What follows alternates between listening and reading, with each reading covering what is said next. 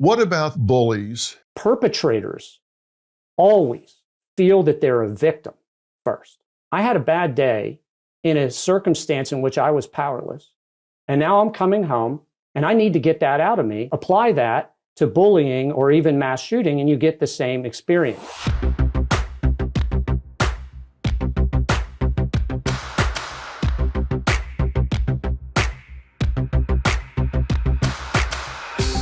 Dr. James Kimmel Jr. He is a lecturer in psychiatry at the Yale School of Medicine, the founder and co-creator of the Yale Collaborative for Motive Control Studies, and the developer of the behavioral addiction model of violence.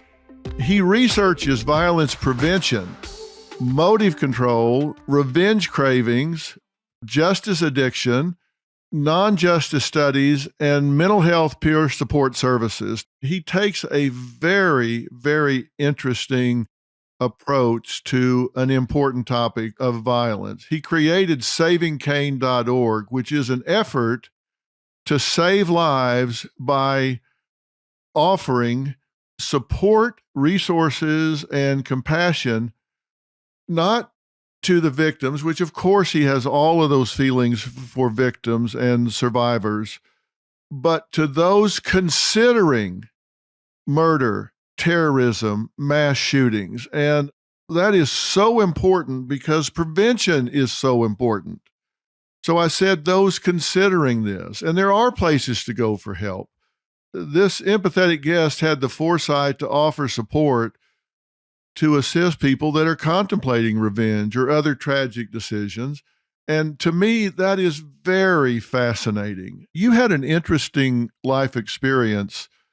I wish you would share that with people, because I think we have different points in our lives that are moments where we come to a precipice and we have to make decisions that become life-altering. And you talk about a time in your final years of high school when you say you were being bullied and some classmates, it just infuriates me to even think about this, but they snuck onto your property and shot your beagle, Paula, and the police didn't do anything. Talk about your experience when that happened, because I think that set you on this path. Oh, there's no doubt that it did, in fact, set me on this path. It changed my life. I had two really big pivot points in my life, and that was the first one, Dr. Phil. And just as you said, I had been being harassed and bullied for several years through high school. I grew up in the country in central Pennsylvania on a farm, and by the time these kids were essentially my neighbors, other farm kids out in the country. But I wasn't a legitimate farm kid in the sense that my dad was an insurance agent. We lived on my great-grandfather's farm. So I wasn't accepted into the in-group there.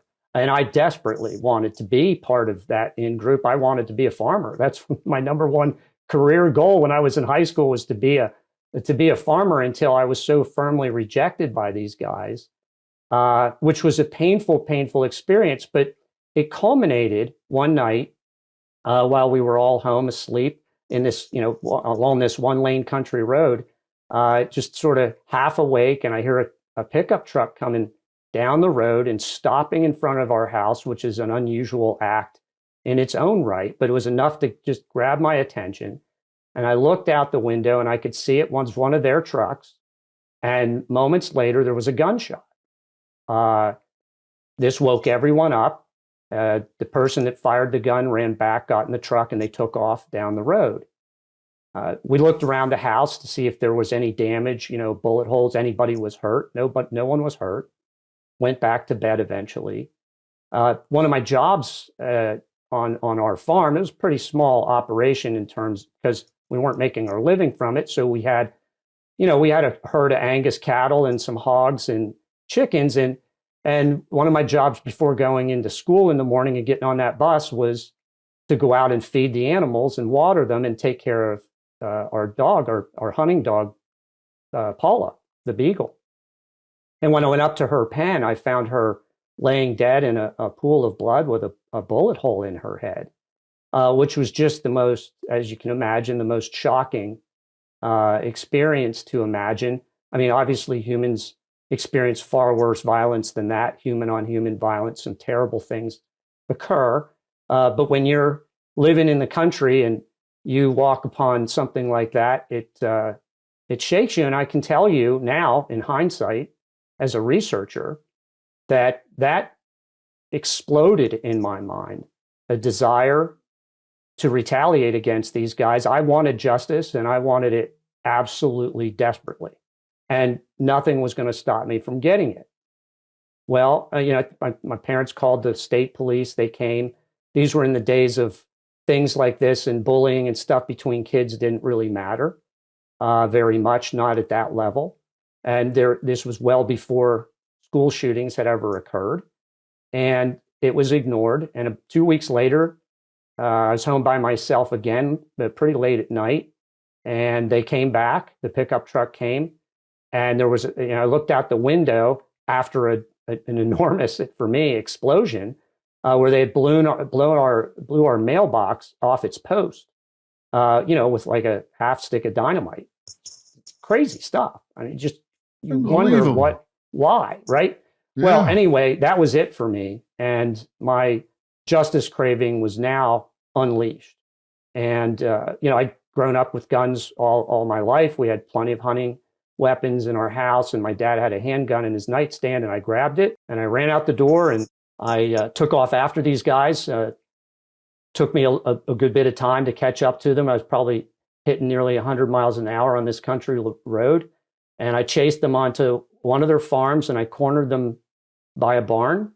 And I had my high beams on them, and there were three of them, three heads in the rear window of a pickup truck, and they got out and just sort of stared back at me, dumbfounded like deer, kind of, who's this? Because it took me a while, so they wouldn't necessarily know who it was. They had no weapon. They didn't know I had one. And it was my opportunity to get justice. And I reached down and I grabbed that gun, and I unlocked the door and I started opening it. And thank God, at the very last second, I just had this sort of illumined moment, this sudden awakening that if I killed those three guys, and it would have been so easy, I'd have killed me, the guy that I knew I was for those 17 years. And I'd never come back from that. And I might be killed physically. I sure would be killed in my identity and my personality. I'd never be the same. I would be a murderer. Almost half of school shootings are over in the first few minutes. We need to prevent it before it happens. Let's take a look at what happened in Uvalde. Just threats in the first month of the school year. They identified 151 threats compared to a 3-year average of 29. This has to be analyzed. It has to be thought about. And actual shootings doubled from the previous year at 55, up from 24. We need to not be thinking, how can we keep doing the same thing? We need to be thinking about, how can we do something different?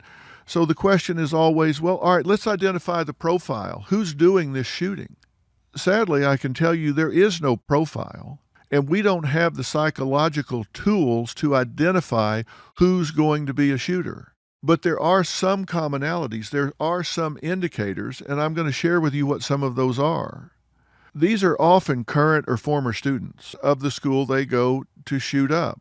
That's not always the case, and they are often in some type of mental, emotional, or social crisis. Being bullied was common. Now, do they go back and shoot the bully? Occasionally, but typically that's not the case. Shooters go and aggress not against their transgressors, but against surrogates. They go shoot against somebody that's just a stand-in. They just go shoot somebody that is available, somebody that they aren't threatened by. These are people that have experienced observable, now I want to emphasize observable, mental health symptoms in 3 main categories: psychological, behavioral, and neurological. I'm emphasizing observable because people notice that they're behaving unusually. About half of them have received one or more mental health services, so they've come to the attention of mental health providers, so they're not completely in the dark. And about these people. They are on somebody's radar. Most typically, it's depression or suicidal ideation. Some have anxiety. A much smaller percentage than you would think present with anger. They're depressed. They've been shunned by society. They've been through some type of rejection experience. And our number one need is acceptance. Our number one fear is rejection. And they've had some trauma in that regard. They very frequently have negative home life factors such as divorce, drug use, someone in the family, a mother or father, have criminal charges, and domestic violence is common. So they exhibit these concerning behaviors, and that contradicts the myth that, oh, it's the nicest guy, it's the last person I would have ever thought of. That's not true. And here's a very troubling element. They're often the product of the contagion effect. Now, what do I mean by that? They're inspired by other school shooters. I say that's particularly troubling because when you see what happened in Uvalde, that predicts that it's very likely that there's going to be a repeat of this in the future.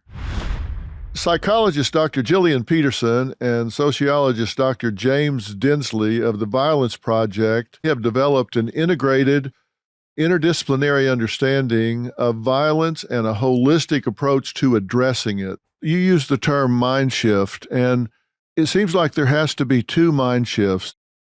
I'm curious how y'all feel about this. One is, like you say, we used to think about predators as the guy that showed up outside the fence at the schoolyard in the raincoat and saying, "Hey, kid, would you like some candy?"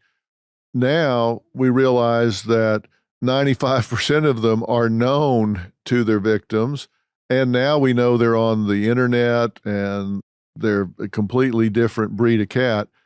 So we've got to get them to realize this may have been the kid that was in the lunchroom or sitting next to me in the back of the class yesterday, and he didn't have horns. He didn't look all dark.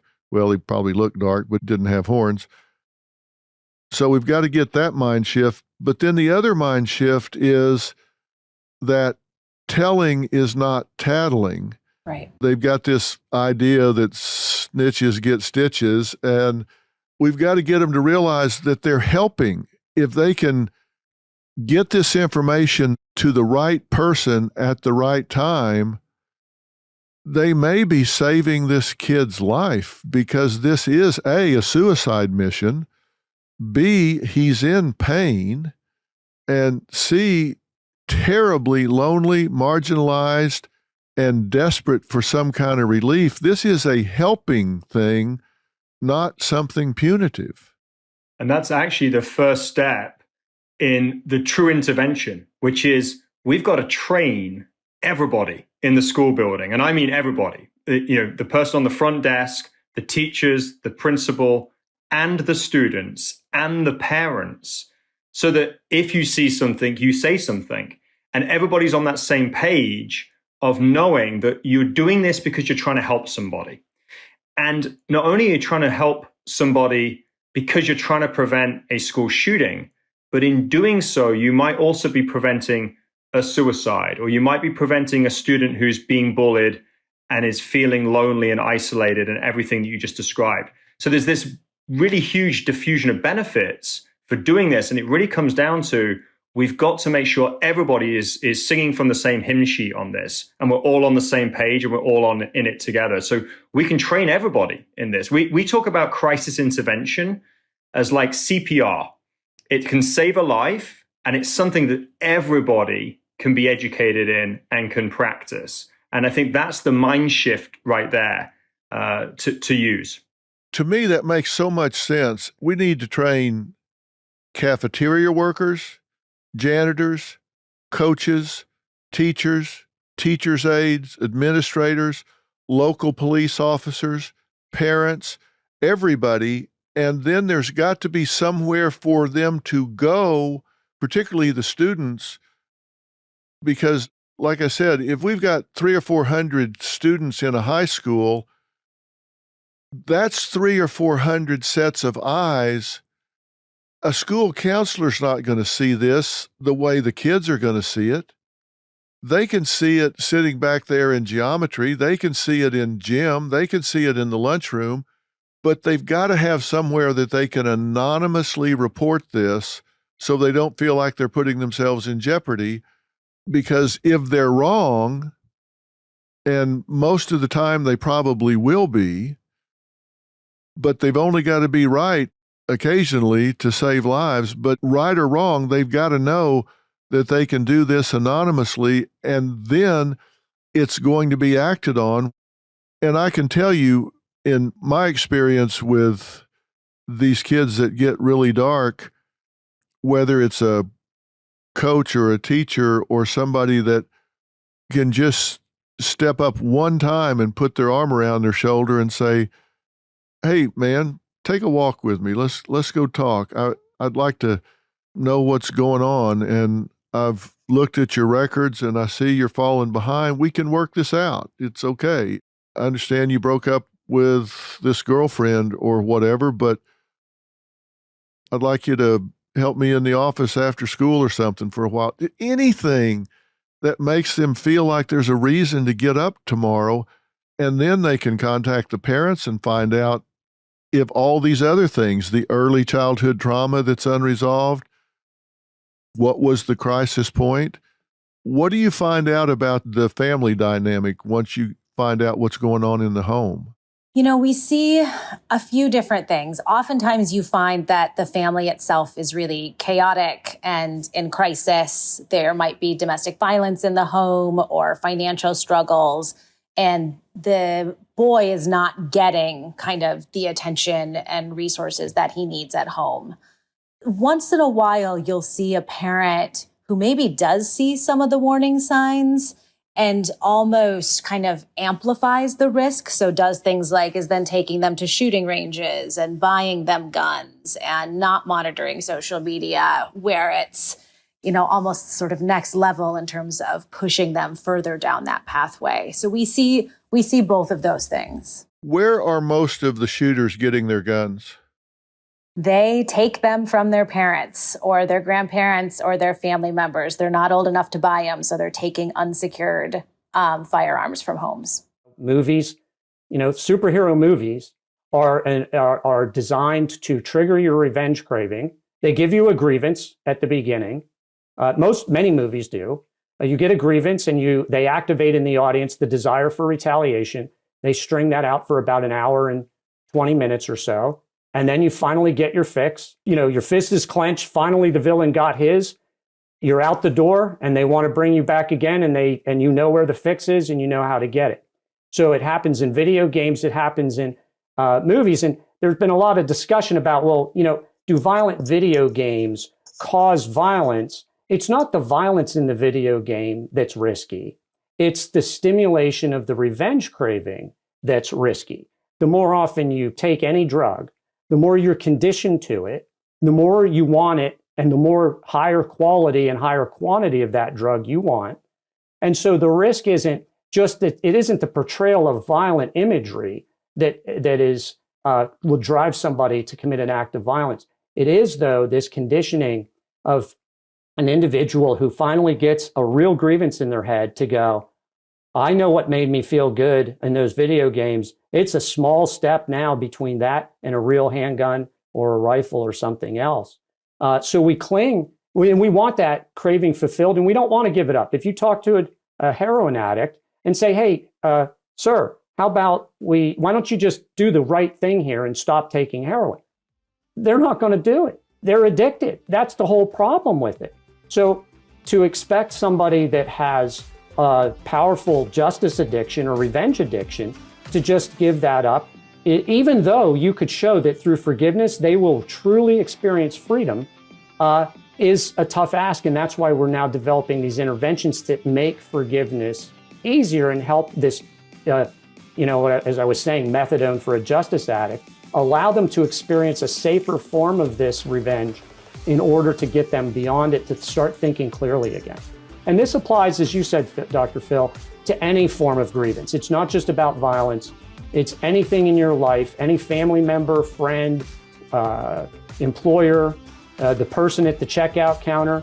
the person at the gas pump. It just applies everywhere.